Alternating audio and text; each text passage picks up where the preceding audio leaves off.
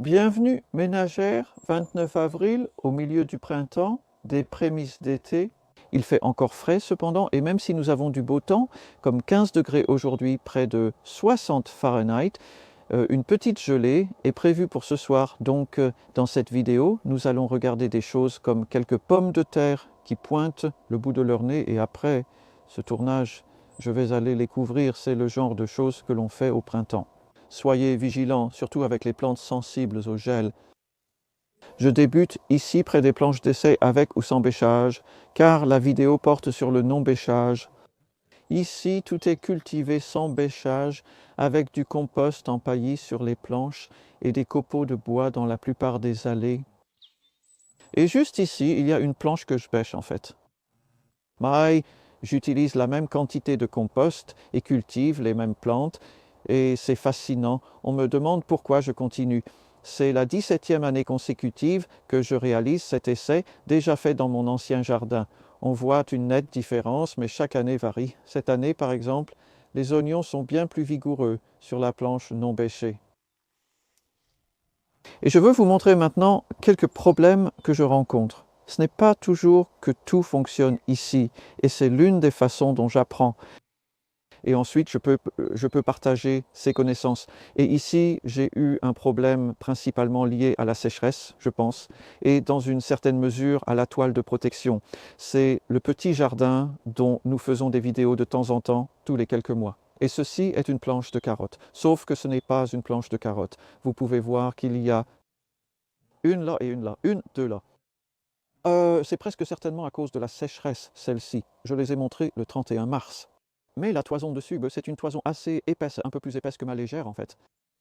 Et on ne peut pas voir ce qui se passe, et j'ai fait confiance. Je pensais qu'il y avait assez d'humidité, mais clairement, il n'y en avait pas. Donc ce que je vais faire maintenant, c'est bien l'arroser ce soir si j'ai le temps. Sinon, demain matin, et m'assurer qu'il reste humide, pour voir si ces carottes peuvent encore pousser, si cela vous est arrivé, ce qui pourrait bien être le cas. J'ai pu avoir du temps sec, tellement de temps sec. Vous pouvez aussi en tirer une leçon intéressante. Les carottes que j'ai semées le 31 mars, c'est parce que celles du 14 mars, donc il y a plus de 6 semaines, n'ont pas levé. Ensuite, un peu de pluie est tombé à la fin, ce qui, je pense, a suffi à les faire germer. Donc elles ont fini par lever. J'aurais peut-être dû attendre un peu plus longtemps ou arroser celles-ci davantage. Il faisait assez frais à ce moment-là. Les carottes, je trouve que c'est la chose la plus difficile ici parce que c'est le seul légume que je sème en pleine terre, et semer en pleine terre, c'est plus difficile. Et c'est pour ça que la plupart, enfin presque tout ce que je cultive, sauf les carottes et les panais, commence ici. Et nous faisons pousser des plantes. C'est une couche chaude datant de plus de 2 mois, faite de fumier de cheval frais du 20 février. Et aujourd'hui, nous avons juste ajouté un peu plus de fumier, du fumier frais. Donc cela permet de maintenir le niveau et de conserver la chaleur. Sur la couche chaude, on trouve des plantes aimant la chaleur comme concombres, melons, aubergines et poivrons. Même les tomates ont été en grande partie déplacées. Quand elles n'ont plus autant besoin de chaleur, elles partent sur une palette à proximité et à cette extrémité de la serre, principalement pour continuer à pousser, afin d'être prêtes à être plantées dehors. Il y a des choses comme des poireaux semés en module, par exemple, semés en groupe là-bas, et de la bête que nous venons juste de semer aujourd'hui. Donc j'utilise la chaleur de la couche chaude juste pour lancer les choses et pour garder les plantes qui aiment la chaleur dans un bon endroit quand on a cet air frais fin avril et en mai. Parce que bientôt, notre dernière date de gel ici, c'est la mi-mai. Donc je ne me précipite pas pour planter des choses qui sont sensibles au gel. Cette semaine, je n'ai pas résisté. La salade d'hiver touche à sa fin. Nous la récoltons comme ce matin. On a cueilli beaucoup de salades. Ces plantes produisent depuis près de 6 mois. Elles finiront bientôt. On les arrachera, puis on mettra du compost. Donc c'est un peu comme la fin de l'hiver. Et ensuite le début de l'été. Je plante des tomates avec une rangée de soucis entre elles pour repousser les pucerons. Et vous pouvez voir comment nous nous débrouillons avec un voile comme celui-ci. En fait, cela ne reste normalement pas en place pendant la journée, mais je l'ai mise ici juste pour la vidéo, afin de vous montrer comment nous l'utilisons principalement la nuit, s'il va geler ou s'il a fait très froid dans la journée. Et en fait, dans ce cas, ça fonctionne vraiment bien avec l'ail entre les deux. L'ail a poussé tout l'hiver et accompagne facilement les salades, sans occuper plus de place. Il sert désormais de bon support pour la toile de protection sur les tomates. Et les tomates ont une ficelle ici qui attend d'être tendue. Ce que je fais, c'est passer la ficelle par-dessus le fil là-bas et je fais simplement un nœud coulant. Et on enroule la ficelle autour de la tige de tomate pour la soutenir. Même méthode pour les concombres en cordon. Les ficelles, juste enterrées sous la motte, ne sont pas encore attachées. C'est rapide et efficace. Tout ici vise la rapidité, la simplicité et le gain de temps. Ce jardin maraîcher sert aussi à l'enseignement. L'objectif reste de produire un maximum de nourriture rapidement en limitant le désherbage grâce au non-labour, ce qui est essentiel ici. Vous pouvez voir le compost sur la planche. Quand je dis compost, Ceci, c'est par exemple du vieux fumier de vache assez grumeleux, et en fait, c'est une planche où j'ai planté des pommes de terre, donc les paillis restent simplement posés dessus. Nous faisons beaucoup de ce multisemis, donc il y a des poireaux qui sont en terre depuis juin dernier. Je les laisse monter en graines, ils font maintenant de très belles fleurs de poireaux. Pour certains légumes, il faut en cultiver beaucoup pour garantir un bon pool génétique et obtenir des graines vigoureuses par pollinisation croisée. Tous ceux qui montent en graines seront beaux et tout ira bien. J'aurai la fleur puis la graine en fin d'été. Ici, dans le climat du Royaume-Uni, il peut souvent faire assez humide en été. Et oh, il y a un magnifique pommier, je dois le mentionner. Oui, c'est un pommier Kids Orange Red, greffé par Finn McAleer, qui travaillait ici il y a 5 ans. Greffé sur porte-greffe M9, il reste de taille modérée. Et si tout va bien, il continuera simplement à bien pousser pendant qu'on cultive encore des légumes et des herbes. Voici le jardin d'herbes que nous avons planté il y a tout juste 1 an avec des plantes de Jekyll McVicar. Et avec quelques conseils de sa part, vous pouvez voir qu'il y a déjà des fleurs, comme sur le thym. C'est incroyable. Et des abeilles aussi.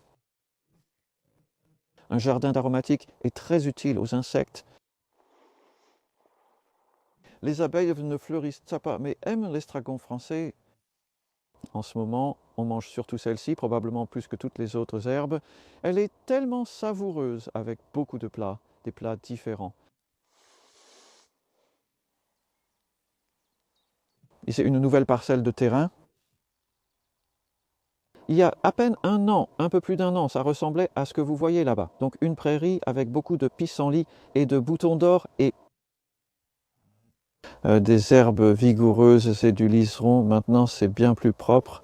Beaucoup de liserons restent. Nos fèves ont survécu à l'hiver. Il y a des betteraves en dessous le voile et vous pouvez voir comment le voile est soulevé. Mais il n'est pas toujours nécessaire d'utiliser des arceaux, car ces plantes peuvent soulever le voile elles-mêmes. Ah, le liseron. Oh là là, encore un souci avec le voile. On ignore ce qu'il cache. Ah, il hivernait. Ici, dans la serre tunnel, il reste de nombreuses salades récoltées tout l'hiver, bientôt terminées. Et au milieu, j'ai laissé une endive et quelques laitues qui vont monter en fleurs et dont nous allons récolter les graines. Il y a des exemples de légumes pour lesquels il suffit d'en laisser pousser un seul de chaque pour obtenir des graines viables. Alors que les épinards ici, dans ce coin, je vais tout laisser monter en graines à nouveau. L'épinard, c'est important pour moi, surtout en hiver, moins en été. Quand c'est vraiment, vraiment précieux, chaque feuille compte. Et ça, c'est l'épinard médania, totalement rustique, magnifique. Je mettrai quelques noms dans la description de la vidéo, pour information. Oui, c'est aussi une très belle plante. Nous avons de la roquette. Et quand la salade de brassica d'hiver est terminée, j'aime faire pousser ça au printemps pour avoir un peu de ce piquant de brassica dans les mélanges de salade que nous vendons. Et ça, oh oui, ça fait environ 4 kg de feuilles de roquette qui proviennent de ces quelques plants que vous voyez coupés au premier plan. Et c'est la deuxième fois que je les coupe pour le mélange de salade. Un parterre très intéressant ici où j'essaye quelque chose de différent. Donc ceci, c'est de l'asperge. Il reste beaucoup de liserons, mais nous l'avons maîtrisé. Adam a très bien réussi l'essai. Et les asperges prennent plutôt bien, mais ce parterre était aussi complètement couvert de fèves pendant l'hiver, puis j'en ai retiré assez pour faire de la place pour les asperges coupées simplement au ras du sol. Ainsi, on enlève beaucoup de plantes sans bêcher et on garde une grande partie des racines dans le sol, ce qui ajoute un peu d'azote. Mais c'est surtout le carbone des racines. Même si, je veux dire, ce qui m'intéresse en fait, c'est que c'est comme de la nourriture pour les microbes. Normalement, on mettrait ça sur le tas de compost parce que l'essentiel maintenant pour cette planche, ce sera les asperges sur le long terme. Ça va produire, eh bien, dans environ 2 ans, un petit peu et c'est un projet à long terme. Il existe plusieurs méthodes pour débuter la culture sans labour et divers paillis à utiliser. J'expliquerai plusieurs de ces méthodes lors des événements que j'organise début mai. En fait, je donne une journée de formation dans le Sussex à Ash Burnham House, entièrement consacrée au non-bêchage, suivie d'une conférence le soir. Cela aura lieu le 5 mai. Le 12 mai, jeudi suivant, je serai à Riverford Field Kitchen dans le Devon. Encore une fois, un cours l'après-midi, création d'une plate-bande sans bêchage, puis une conférence le soir. Le lundi 16, je serai au jardin secret de Kerry, près de Wareham, Dorset. Et encore une fois, c'est un cours d'une journée, suivi d'une conférence distincte le soir. Par exemple, utiliser des copeaux de bois comme paillis, est-ce vraiment viable?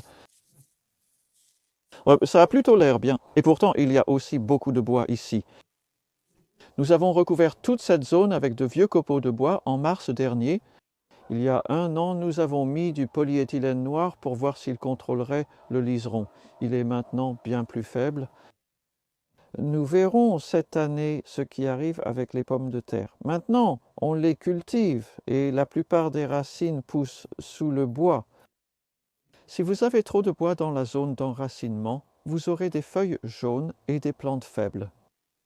Mais le bois est un paillis. Nous verrons bien, c'est beaucoup plus épais. Il y a environ 3 pouces, soit 7 cm de bois au-dessus.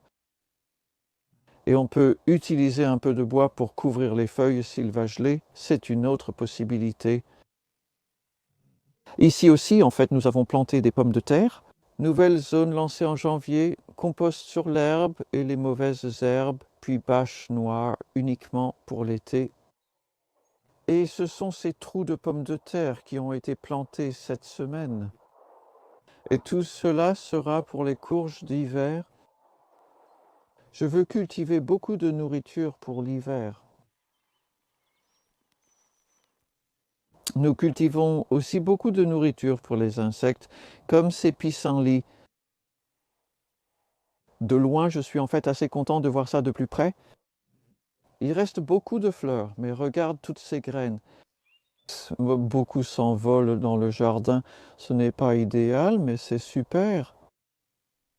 Les colonies d'abeilles, elles sont là-bas et il y a l'étang. J'en parlerai dans une autre vidéo. Comme vous pouvez le voir, il ne retient pas très bien l'eau. Ça, c'est toute une autre histoire.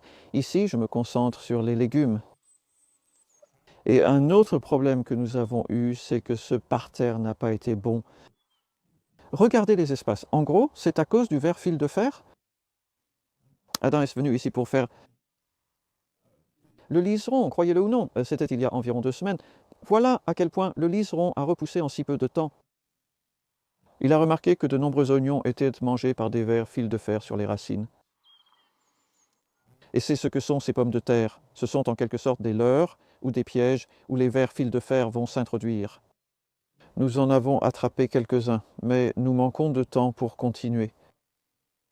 Et je ne sais toujours pas ce que je vais faire avec ça. Le reste du terrain a beaucoup d'espace entre les oignons. J'espère que ceux qui ont survécu tiendront le coup. C'est juste un exemple de choses qui peuvent mal tourner. Je suis perplexe quant à la raison pour laquelle nous avons eu des vers fils de fer là et pas dans la plate-bande à côté ou ailleurs. Et heureusement, il n'y en a pas ici. Nous avons quand même quelques ravageurs du sol, comme les tipules, par exemple. Au printemps dernier, j'ai perdu beaucoup de laitues ici, dans cette plate-bande, où il y a maintenant des trous ou des laitues replantées. Admirez la beauté de tout cela. Celles-ci ont été repiquées ici. Début mars, vers le 21-22, provenant d'un semis de mi-février, beaucoup de plantes plantées ce printemps ont été semées à la mi-février, repiquées de la mi à la fin mars avec un traitement contre les puces. Donc, ces laitues ont eu des puces qui sont restées dessus presque tout le temps. Nous l'avons enlevé ce matin pour faire désherbage et arrosage rapide. Je pense laisser la laitue dehors malgré une légère gelée, car le gel ne l'abîme pas. Je veux qu'elles aient plus d'air et de lumière. Alors qu'ici, ces carottes, je ne veux pas encore les découvrir parce que s'il y avait des lapins, les lapins ce printemps sont en vacances, heureusement. Enfin, pas en vacances, ils sont malades, je crois. C'est comme ça que j'ai semé les carottes et j'ai mis celles-ci en terre plus tôt, le 14 mars, puis il a plu. Et vous pouvez voir qu'il y a de très jolis radis là que je vais récolter très bientôt. Je dois le faire pour libérer de la place aux carottes. Les radis s'arrachent très facilement. Sans toucher aux carottes, même proches, vous pouvez arracher ce radis sans abîmer les carottes. Ça est un tournesol qui s'est semé tout seul. On avait sûrement des tournesols ici l'an dernier. Je peux le laisser, j'en ai aussi là-bas. Je vais mettre ça juste pendant que j'y pense. Donc c'est quelque chose qu'on fait assez souvent au printemps, c'est d'enlever et de remettre la toile de protection. Vous voyez cette méthode de le faire avec les pierres. En fait, c'est vraiment simple.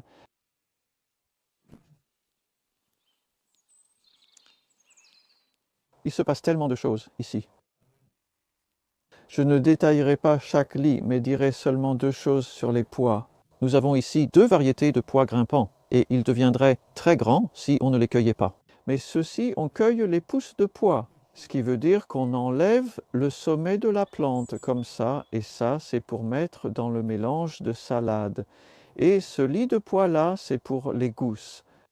Donc ils vont simplement grimper le long des ficelles ou pousser entre les ficelles et s'y accrocher avec leurs vrilles. On ajoutera d'autres ficelles plus tard. Ils vont pousser jusqu'à 2 mètres, 6 pieds et même plus. Et ici, nous avons un bel exemple de navet semé en groupe. Regardez ça. Donc encore une fois, semé à la mi-février, repiqué à la mi-mars, couvert de voile pendant 4 semaines. Et nous récoltons, vous savez, on en prend déjà beaucoup plus petits en fait. Si tu fais ça, je vais garder ceux-là et ensuite tu peux arracher le plus gros. Et dans ce cas, j'en prendrai même 2. Tu as là 2 beaux navets de bonne taille. Voilà ta récolte dans ce cas. Et puis tu laisses les 2 autres continuer à pousser. Donc on peut continuer à récolter sur cette planche encore. Pas beaucoup plus de 3 semaines. Parce que les navets, quand on passe la mi-mai, ils commencent à monter en fleurs. Si tu as des navets en terre, n'attends pas trop longtemps. Voici un tas de compost. Et comme on va tondre l'herbe assez souvent, c'est une façon de chauffer votre compost. On coupe beaucoup d'herbes ici, mais il reste de nombreux résidus, comme de vieilles feuilles de laitue brûlées par la cueillette de ce matin. La température est de 65 degrés Celsius, il fait donc très chaud. Vous pouvez toujours faire un excellent compost, même s'il ne chauffe pas. Ces tas doublés de carton retiennent bien chaleur et humidité. En cas de forte pluie, nous les couvririons. En réalité, gros, ils auront une couverture en tôle ondulée par temps humide. Ah oui, ce carré de laitue, pour vous donner une idée, le précédent qu'on a vu. Nous ne l'avons pas encore récolté, et celui-ci, nous l'avons récolté ce matin. Donc ça, c'est après la première récolte. Donc, nous faisons la récolte en enlevant les feuilles extérieures à la main. Ça prend pas mal de temps lors de la première récolte. Les récoltes suivantes, ils sont vraiment faciles parce qu'il suffit de venir et de tordre les feuilles comme ça à la main. On peut le faire avec les 2 mains en même temps. C'est vraiment rapide. Les plantes vivent longtemps. Pour moi, le principal atout est qu'on n'a pas à replanter souvent. Sans coupe, une plante vit plus longtemps et reste saine. C'est un lieu agréable de fin avril à mai. Juste pendant la période de disette, les asperges très prolifiques. Elles en sont à leur 10e printemps et c'est une seule griffe. Donc vous pouvez voir à quel point elles peuvent devenir grandes si vous leur donnez assez d'espace, et nous avons déjà commencé à les récolter. Je les laisse pousser assez haut en fait, puis je les récolte comme ça. Quand vous entendez un joli claquement net comme ça, cela signifie que ce n'est pas fibreux à la base. Donc je fais ça à la main et je n'utilise pas de couteau, c'est juste une façon de faire, ça marche bien pour moi. Et il y a une autre belle récolte ici que je veux vous montrer.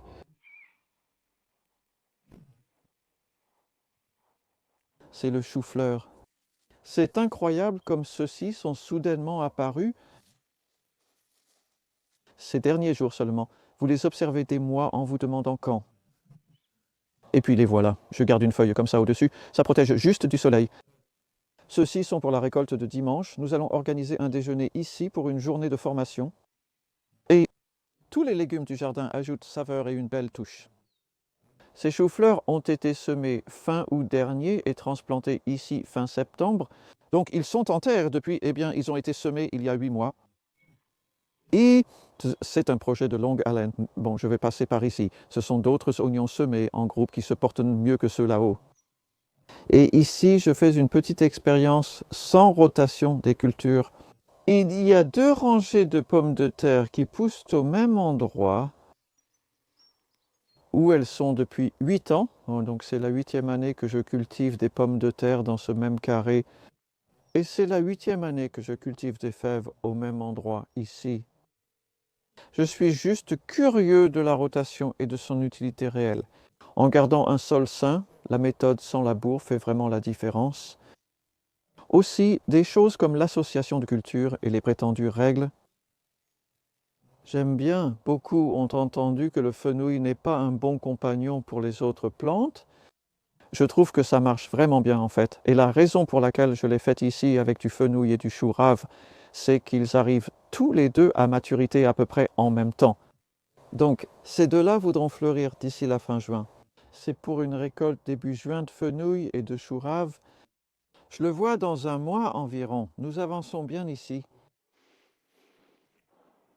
Et je pense qu'on pourrait terminer avec, je veux vous montrer un peu l'arrosage, puisque c'est un sujet très d'actualité en ce moment. Par exemple, ici, au cours des 6 dernières semaines, nous avons eu 24 mm de pluie, soit un peu moins d'1 pouce en 6 semaines, avec beaucoup de soleil et de vent. Je ne m'en plains pas, car le temps sec est souvent préférable à l'humidité à cette période, et il y a moins de limaces. Mais on arrive à un point maintenant où, pour pas mal de choses, on cherche à les arroser un peu. Et je veux vous montrer avec la méthode avec et sans bêchage, parce que pour finir sur ce thème du non-bêchage, quand j'arrose ici, vous allez voir comment, en général, l'eau s'infiltre plutôt bien. Si je vais à la même vitesse sur la plate-bande bêchée, vous verrez que ça ruisselle. Plutôt bien, c'était même mieux que d'habitude. La méthode sans bêchage permet généralement une bonne infiltration de l'eau. Et si vous arrosez, donnez-lui une bonne quantité d'eau, puis revenez quelques jours plus tard. Il vaut mieux arroser moins souvent, mais de façon à ce que l'eau pénètre plus en profondeur. Et j'espère que vous avez apprécié la visite de mon jardin sans labour.